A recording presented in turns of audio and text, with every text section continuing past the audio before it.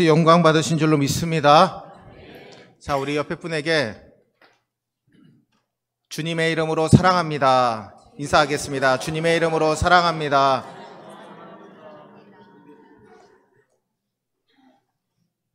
그리고 이번에는 손을 꼭 잡으시고 주의 사랑으로 사랑합니다 인사하겠습니다. 되게 어색하시죠? 많이 어색하십니까?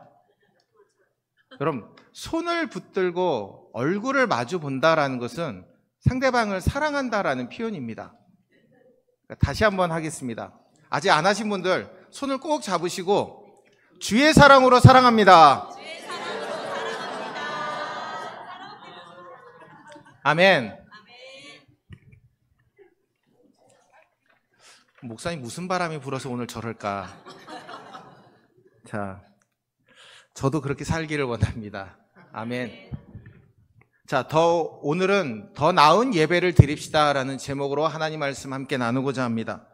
오늘 본문 말씀이 기록된 창세기 4장의 말씀은 아담으로부터 시작된 인류의 타락된 역사가 죄와 더불어 그 죄를 낳는 장면에 대해서 기록하고 있습니다. 그리고 죄된 인간의 역사 가운데 최초로 살인을 저지른 자의 행위에 대해서 말씀합니다. 그리고 그의 후손들이 얼마나 비참한 삶을 살게 되는지, 그러나 하나님께서는 그 모든 삶의 순간들을 회복시키기 위해 거룩한 시인 셋과 그리고 에노스에 이르기까지 예배를 회복하는 인류의 역사를 또한 기록하고 있는 것이 창세기 4장의 말씀입니다. 기독교 신앙의 핵심은 만왕의 왕이 되시고 만유의 주가 되신 하나님이 우리와 함께 하신다라는 겁니다. 이 사실은 불변입니다. 하나님이 우리 가운데 함께 하신다라는 것은 우리에게 가장 큰 축복이고 은혜입니다. 그럼 세상의 사람들은요, 달면 삼키고 쓰면 뱉습니다. 오늘의 동지가 내일의 적이 되고 너무나 쉽게 변화됩니다. 근데 하나님은 변함이 없으십니다. 내가 질병에 걸려서 너무나 힘든 모습에 있어도 주님은 우리를 함께 해주시기 때문입니다. 우리 믿음의 선배들은요, 항상 하나님이 기뻐하시는 삶을 살고자 노력했습니다. 근데 그것을 지키기 위해 목숨까지도 아낌없이 드렸습니다. 믿음이 없이는 하나님을 기쁘시게 하지 못하나니 하나님께 나아가는 자는 반드시 그가 계신 것과 또한 그가 자기를 찾는 자들에게 상 주시는 이심을 믿어야 할지니라. 하나님께서 그렇게 우리에게 은혜를 주시는 분이시다라는 겁니다. 여러분, 하나님을 기쁘시게 하는 방법 여러 가지가 있죠.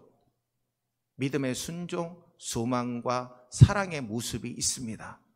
그런데 가장 중요한 것은, 가장 기본이 되는 것은 하나님 앞에 예배드리는 삶입니다. 예배가 바탕이 되지 아니하면 믿음과 소망과 사랑의 순종 아무런 소용이 없습니다. 우리가 하나님 앞에 가장 가까이 나아가고 그리고 하나님을 만날 수 있는 가장 지름길은 예배입니다. 그래서 예배의 승리자가 되어야만 하나님이 기뻐하시는 사람, 그리고 하나님이 온전히 쓰시는 사람으로 살아갈 수 있다라는 겁니다.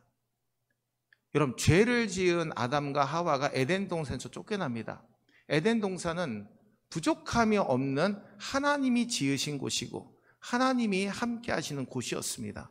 그런데 죄를 지음으로 에덴 동산에 쫓겨나고 그들은 이제 땀을 흘리며 수고해야만 먹을 수 있고, 그리고 또한 자녀를 출산해야 되는 해산의 고통을 그들은 겪게 되었습니다. 하나님께서 아담과 하와를 통해 가인과 아벨을 이 세상에 나게 하셨죠.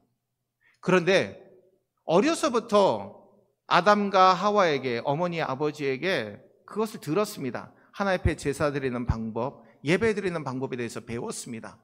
이제 세월이 지난 후에 가인과 아벨이 하나님 앞에 제사를 드립니다. 가인은 자신이 지은 농산물로, 그리고 아벨은 자신이 키우는 양의 첫 새끼와 기름으로 하나님 앞에 예배를 드립니다.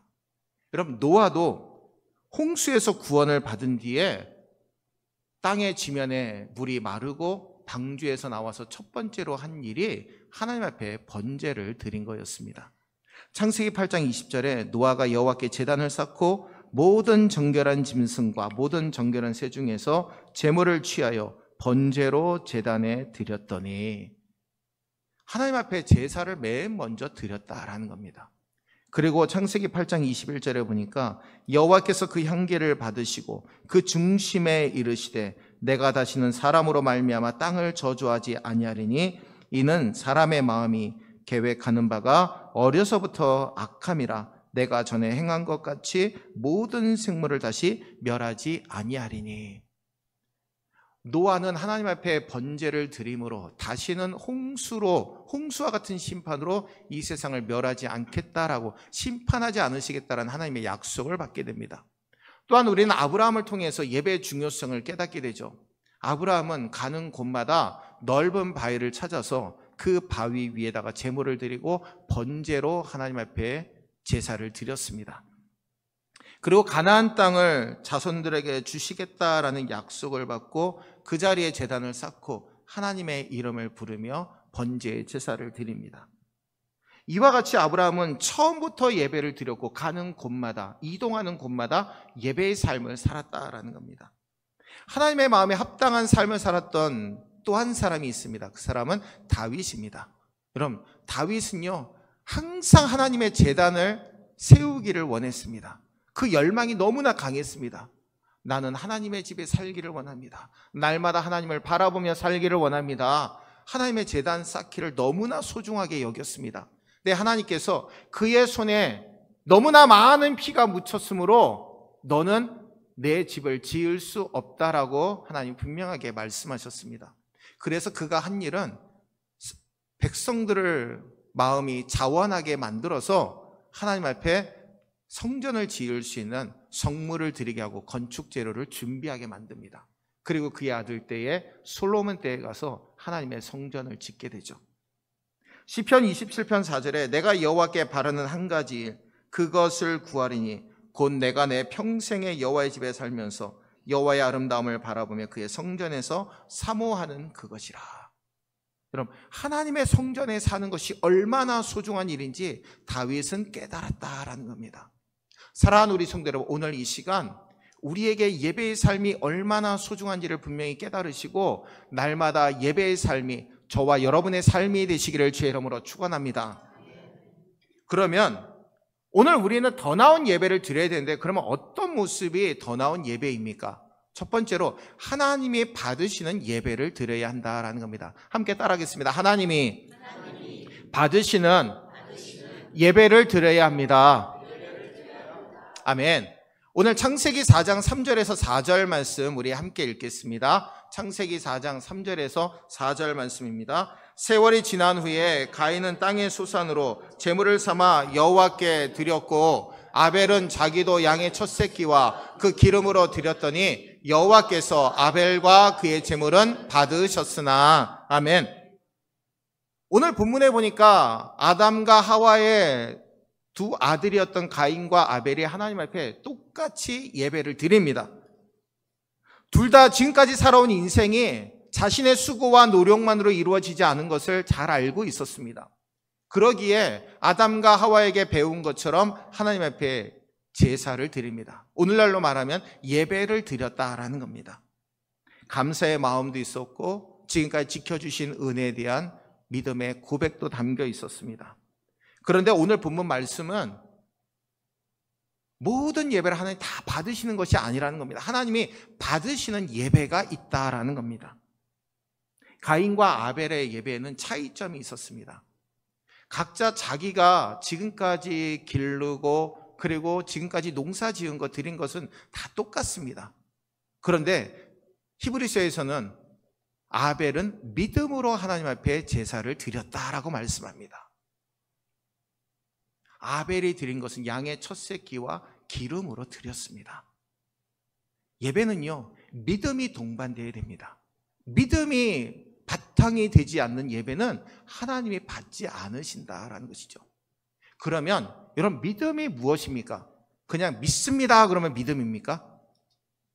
그건 믿음이 아니죠. 여러분, 기독교에서 말하는 믿음은요, 자기 신념이나 자기 중심적인 그 마음이 믿음이라고 이야기하지 않습니다.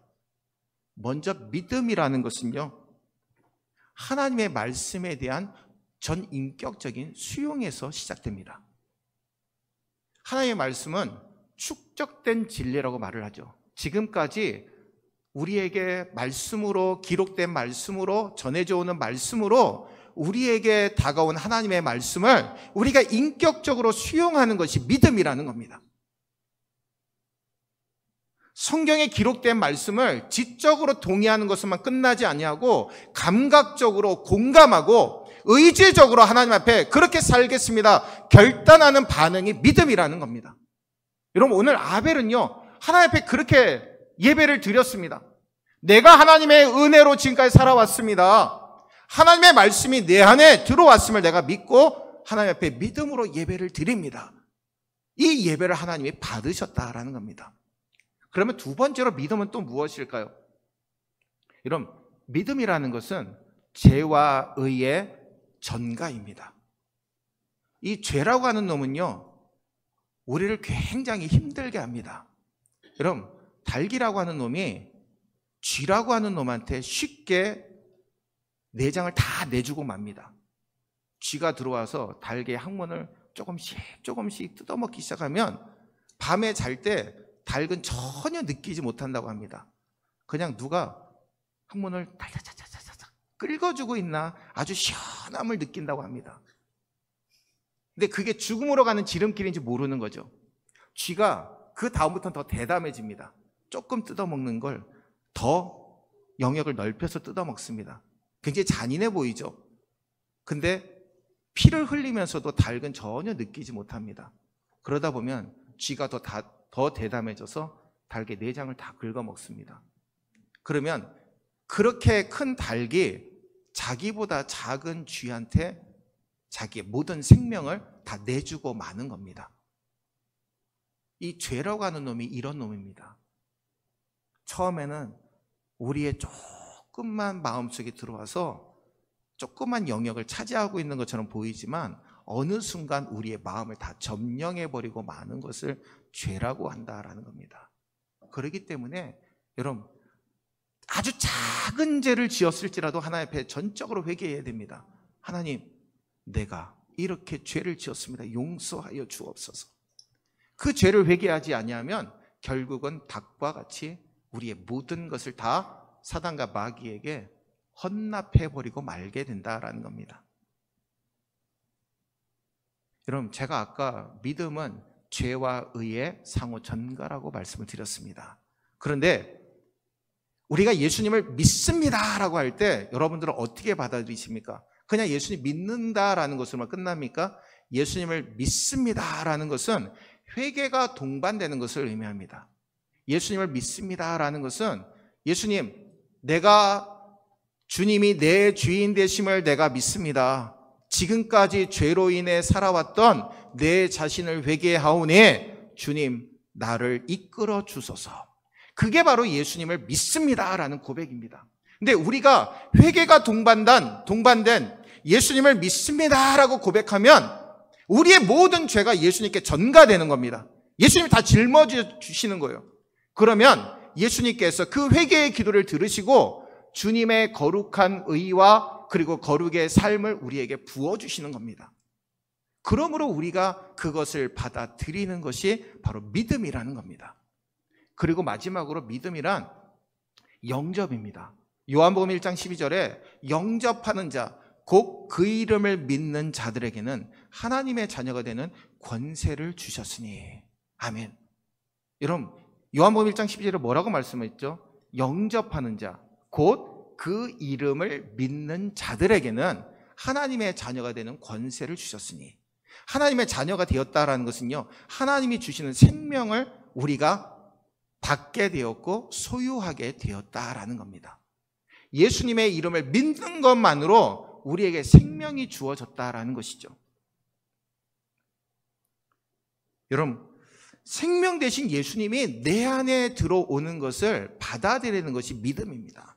그러니 아벨은요, 그러한 믿음으로 하나님 앞에 예배를 드렸더니 하나님이 그 예배를 기쁘게 받으시고 인정하셨다라는 겁니다.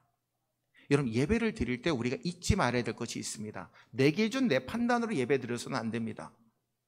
하나님의 기준과 하나님이 받으시는 예배를 드릴 수 있어야 됩니다. 그 받으시는 예배는 믿음이 동반된 예배입니다. 히브리서 11장 4절 말씀에 믿음으로 아벨은 가인보다 더 나은 제사를 하나님께 드림으로 의로운 자라 하시는 증거를 얻었으니 하나님이 그 예물에 대하여 증언하심이라. 그가 죽었으나 그 믿음으로써 지금도 말하느니라. 아멘. 믿음의 예배였기 때문에 아벨의 예배가 하나님 앞에 온전히 드려질 수 있었고 하나님이 받으신 것입니다. 근데 여러분, 아벨의 제물에는요, 중요한 신앙의 핵심이 드러납니다. 제물로 양의 첫 새끼와 기름을 드렸다라는 겁니다. 여러분, 양을 잡을 때 피를 흘리게 되죠. 피를 흘린다라는 것은 우리 예수님이 보혈을 흘려주신 것과 동일합니다. 어린 양의 그 피로 문설주에 이스라엘 백성들이 그 어린 양의 피를 발랐을 때 죽음의 천사가 이스라엘 백성 집만 넘어갈 수 있었던 것은 그것이 예수님의 보혈을 상징하기 때문입니다. 문설주에 어린 양의 피를 발랐다라는 것은 생명의 구주가 되신 예수께서 그 집을 보호하신다라는 의미이기 때문입니다. 사랑하는 우리 성도 여러분, 예배의 기준은요, 믿음으로 드리느냐 믿음으로 드리지 않느냐가 바로 예배의 기준입니다. 오늘 이 시간 하나님 앞에 온전한 믿음으로 하나님이 받으시는 예배의 주인공이 다 되시기를 주의 이름으로 축원합니다. 또한 두 번째로 하나님이 우선이 되는 예배를 드려야 됩니다. 함께 따라하겠습니다. 하나님이 우선이 되는 예배를 드려야 합니다. 아멘. 히브리서 11장 4절 말씀 함께 읽겠습니다. 믿음으로 아벨은 가인보다 더 나은 제사를 하나님께 드림으로 의로운 자라 하시는 증거를 얻었으니 하나님이 그 예물에 대하여 증언하심이라. 그가 죽었으나 그 믿음으로써 지금도 말하느니라. 아멘. 히브리서 9장 22절에 보니까 율법을 따라 거의 모든 물건이 피로써 정결하게 되나니 피 흘림이 없은즉 사함이 없느니라. 아멘. 여러분, 우리는 탕자와 같은 마음으로 하나님 앞에 나와서 예배를 드려야 됩니다. 탕자가 어떤 마음을 가졌죠? 야, 이제 모든 재산 다 없어졌습니다. 다 낭비하고 남은 수중에 아무것도 없습니다. 그래서 돼지 치는 집에 가서 일하면서 먹으려고 했는데 먹을 것이 너무나 없다 보니까 돼지가 먹는 쥐엄 열매라도 먹으려고 했는데 그 자신을 보면서 너무나 초라한 자신의 모습을 발견하게 되죠. 떠올린 것이 아버지의 집이었습니다. 야, 내 아버지의 집은 하인들도 배부르게 먹고 부족함이 없이 사는데 내가 돌아가야 될 곳은 아버지의 집이구나. 근데 감히 아들이라고 받아달라고 할 수 없으니 종이라도 자리를 내게 좀 달라고 부탁해야겠다라는 마음으로 돌아갑니다. 근데 아버지가 어떠합니까? 개역 성경에는 상거라고 말씀합니다. 거리가 먼 거리였지만 단숨에 달려가서 그 아들을 맞아줍니다. 이게 바로 하나님의 마음이라는 것이죠. 오늘 본문에 보니까 아벨은 제사를 드리면서 양의 첫 새끼와 기름을 드립니다. 여러분, 우리가 첫 열매라는 것은요, 하나님의 것임을 인정할 수 있어야 됩니다. 하나님 앞에 드리는 삶이 얼마나 소중한지를 우리에게 분명하게 말씀하고 있기 때문입니다. 아벨이 처음 난 양을 하나님 앞에 드렸다라는 것은 하나님 우선주의로 살았기 때문입니다. 내게 주신 첫 것 하나님의 것입니다. 여러분, 처음 난 것은 그리 잘생기지 못합니다. 그렇죠? 그러나 첫 열매라는 것은 하나님 앞에 드릴 때 가장 내게 소중한 것, 귀한 것을 하나님 앞에 드린다라는 믿음의 표현입니다. 하나님이 원하시는 것은요, 값비싸고 크고 잘생긴 게 아닙니다. 첫 열매를 하나님 앞에 드리는 거, 온전하게 드리는 삶을 하나님은 기뻐하신다라는 겁니다. 여러분, 너는 내 것이다 라고 하는 간증집을 쓴 분이 있습니다. 원정수 권사님이라는 분입니다. 근데 이분이 미국 오크우드 병원에서 세계적인 암 전문의로 근무하고 있습니다. 근데 6살 때 아버지를 여의고 홀어머니께서 그를 키웠습니다. 너무나 가난하다 보니까 너무나 힘들게 살았는데 하나님의 전적인 은혜로 대전고등학교를 졸업하고 서울대 의과대학에 수석으로 입학하고 수석으로 졸업합니다. 그런데 이제 졸업하고 서울대 인턴으로 들어가서 처음으로 월급을 받았는데 너무나 기쁜 나머지 어머니에게 달려가서 어머니, 우리 오늘 지금까지 마음껏 먹지 못했던 고기와 그리고 어머니 속옷도 옷도 좀 사러 가요. 어머니께 막 너무나 기쁜 나머지 이야기를 했습니다. 근데 어머니가 어떤 반응을 보이셨을까요? 종수야, 내가 받은 첫 번째 월급이지 하나님 앞에 드려야지. 어머니 이렇게 얘기했습니다. 원정수 권사님이, 어머니 11조 드리고 하나님 앞에 11조 드리고 우리 먹을 것 좀 먹고 옷도 사면 얼마나 좋아요. 근데 다음날 새벽에 온전히 다 가지고 가셔서 제단에 드렸습니다.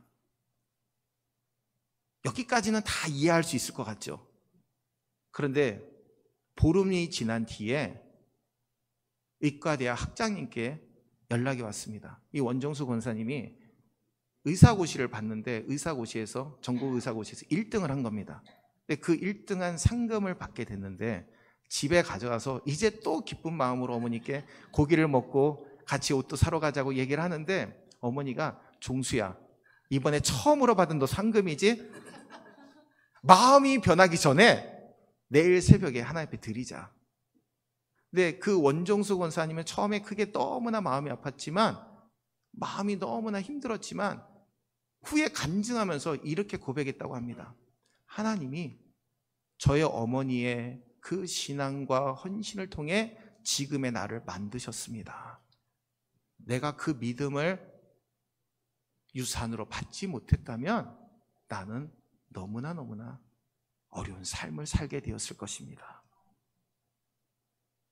이런 첫 열매를 하나님 앞에 드린다는 게 얼마나 소중한지를 우리에게 말씀하고 있습니다. 원정수 권사님은요, 정말 하나님 앞에 그 드린 삶을 통해서 하나님이 크나큰 축복을 주셨습니다. 근데 그 원정수 권사님이 그렇게 할 수 있었던 것은 어머니의 믿음과 헌신의 삶이 그의 뒷받침을 해주었기 때문입니다. 여호수아가 가나안을 정복하게 될 때 맨 처음으로 여리고성을 정복합니다. 근데 이스라엘 백성들이 한 일이라고는 하나님의 명령에 따라서 열심히 그 여리고성을 돈 것밖에 없습니다. 그리고 마지막에 크게 소리치라고 할 때 소리친 것밖에 없었습니다. 근데 여러분, 여리고성은요 내성과 외성으로 구분되어 있습니다. 얼마나 넓은지 모릅니다. 근데 그 성이 사람들이 그냥 빙글빙글 돈다 그래서 무너질 성이 아니라는 겁니다. 근데 하나님의 능력으로 하나님의 말씀에 순종했더니 그 성이 순식간에 무너져 내린 줄로 믿습니다.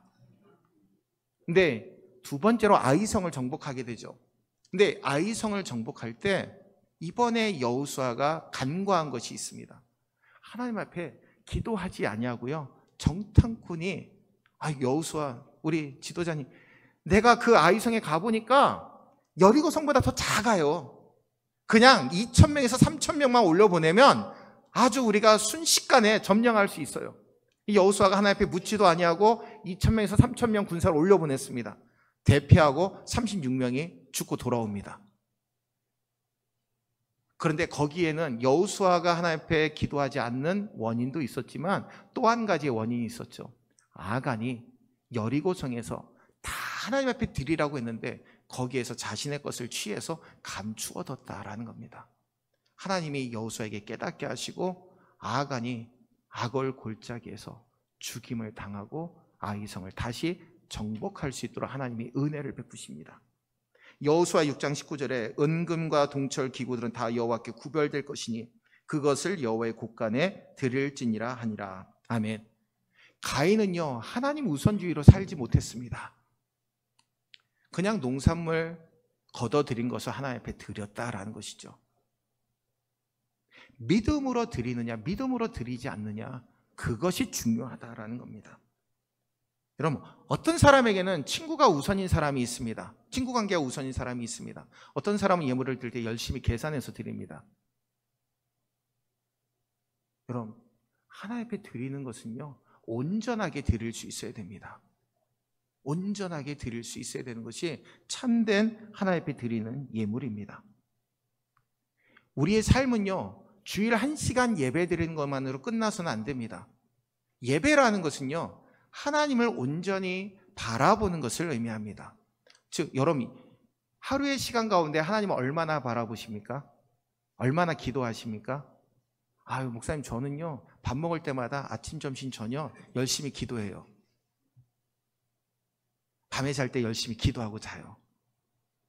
근데 여러분, 우리의 삶이 24시간 기도와 예배의 삶이 되어야 됩니다. 아, 어떻게 24시간을 기도하고 예배를 드려요? 말도 안 되죠. 그러나 항상 우리의 마음이 하나님을 향하고 있어야 된다라는 겁니다. 요한복음 4장 23절과 24절에 아버지께 참되게 예배하는 자들은 영과 진리로 예배할 때가 오나니 곧 이때라. 아버지께서는 자기에게 이렇게 예배하는 자들을 찾으시느니라. 하나님의 영이시니 예배하는 자가 영과 진리로 예배할지니라. 아멘. 여러분, 예배의 목적은요, 구원과 영생입니다. 오늘 본문에 보니까 예배로 인정을 받는 사람이 인정받지 못한 사람의 죽임을 당하게 되죠.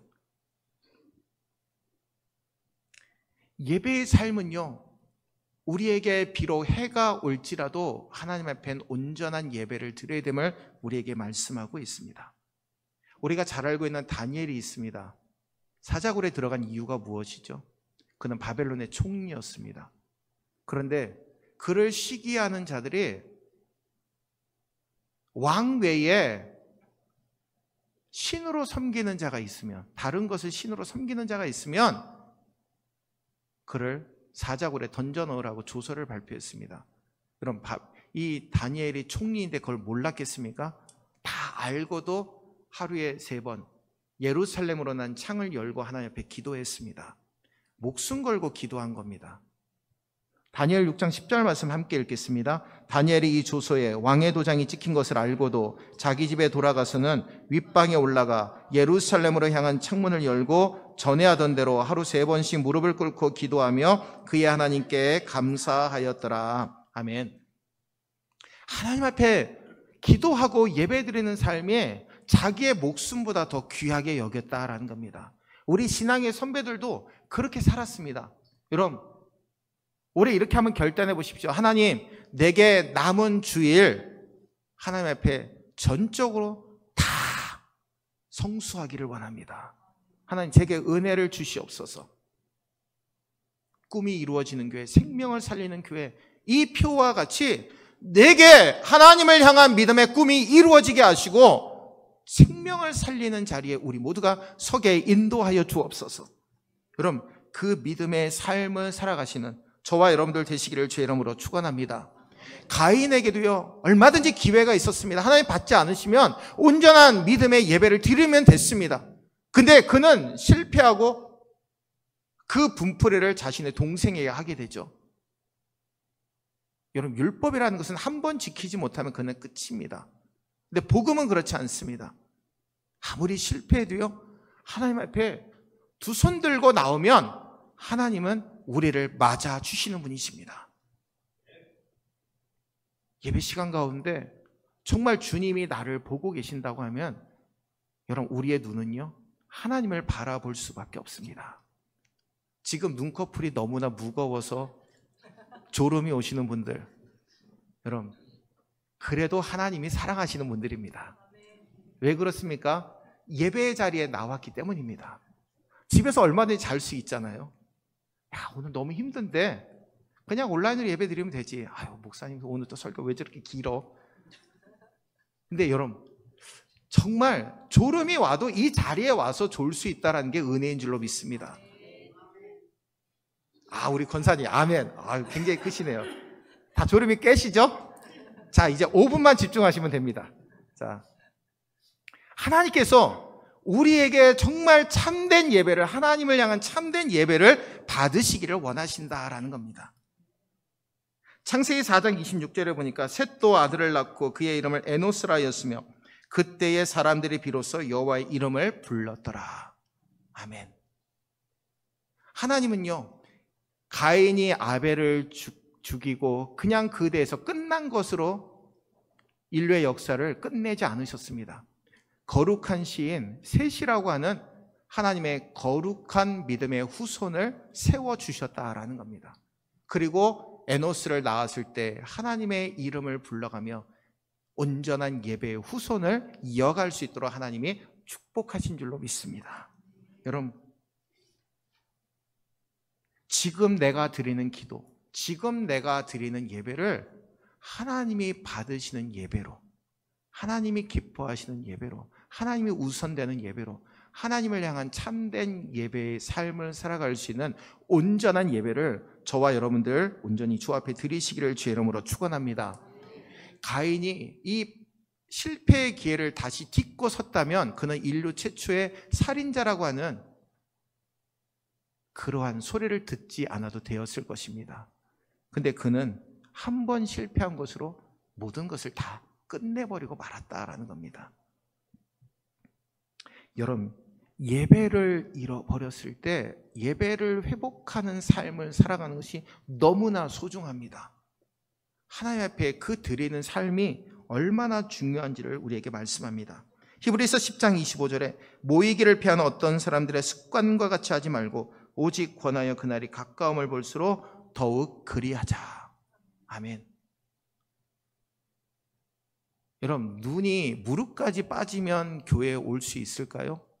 쉽지 않을 겁니다.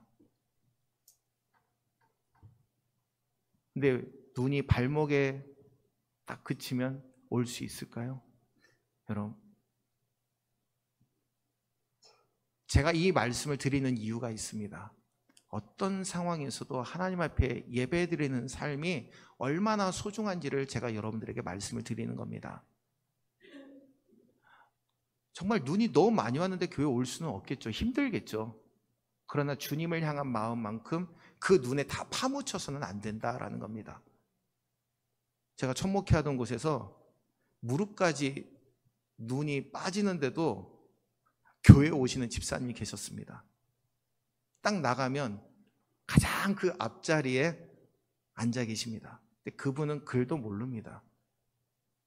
오로지 들고 다니시는 거는 찬송가 한 개밖에 없습니다. 찬송가만 들고 다니죠. 그래도 들은 풍월은 있으시니까 찬송은 부르십니다. 근데 성경 전혀 못 읽으세요. 근데도 저는 그분이 너무나 소중했습니다. 그 새벽을 깨우시는 그 믿음으로 나오셨기 때문입니다.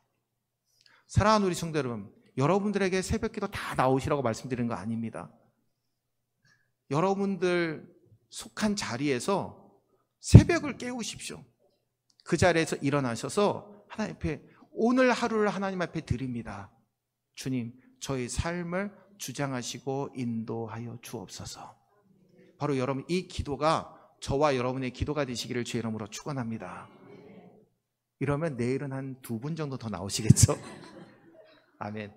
자, 여러분들에게 제가 오늘 더 나은 예배를 드립시다라는 제목으로 말씀을 드렸습니다. 이건 저에게도 적용되는 말씀입니다. 정말 우리가 무릎을 꿇고 헌신하는 모습, 주님은 그 모습을 받으시기를 원합니다. 예전에는 마루로 돼 있으니까 얼마든지 방석 깔고 무릎 꿇고 예배를 드릴 수 있었죠. 지금 이 자리에서 다 우리 무릎 꿇고 기도합시다 그러면은 다 집에 가실 겁니다. 목사님, 저는 무릎이 너무 아파서 무릎도 못 꿇어요. 꿇어지지도 않아요. 여러분들의 마음이 무릎을 꿇고 하나님을 경배하고 하나님 앞에 나아가시는 저와 여러분들 되시기를 바랍니다. 이제 약속된 5분이 지났습니다. 이제 말씀을 정리합니다. 사랑하는 우리 성도 여러분, 하나님 앞에 더 나은 예배를 드립시다. 하나님이 받으시는 예배, 하나님이 우선되는 예배, 하나님을 향한 참된 예배, 이 예배의 삶이 저와 여러분의 삶이 됨으로 말미암아 올해 연말에 가서 12월 31일 됐을 때 하나님, 내가 그렇게 하나님 앞에 하나님이 받으시는 예배, 하나님 우선주의가 되는 예배, 하나님을 향한 참된 예배를 드렸더니 내게 이렇게 복에 복을 더하여 주셨습니다. 바로 이 믿음의 고백이 저와 여러분의 고백이 되시기를 주의 이름으로 간절히 축원을 드립니다. 기도하겠습니다. 사랑과 은혜가 풍성하신 주님, 능력 가운데 붙들어 주시고 주의 영광을 드높이며 살아갈 수 있도록 인도해 주시니 감사를 드립니다. 아버지 하나님, 하나님이 받으시는 예배, 하나님 우선주의가 되는 예배, 하나님을 향한 참된 예배로 하나님 앞에 드릴 수 있도록 인도하여 주시옵소서.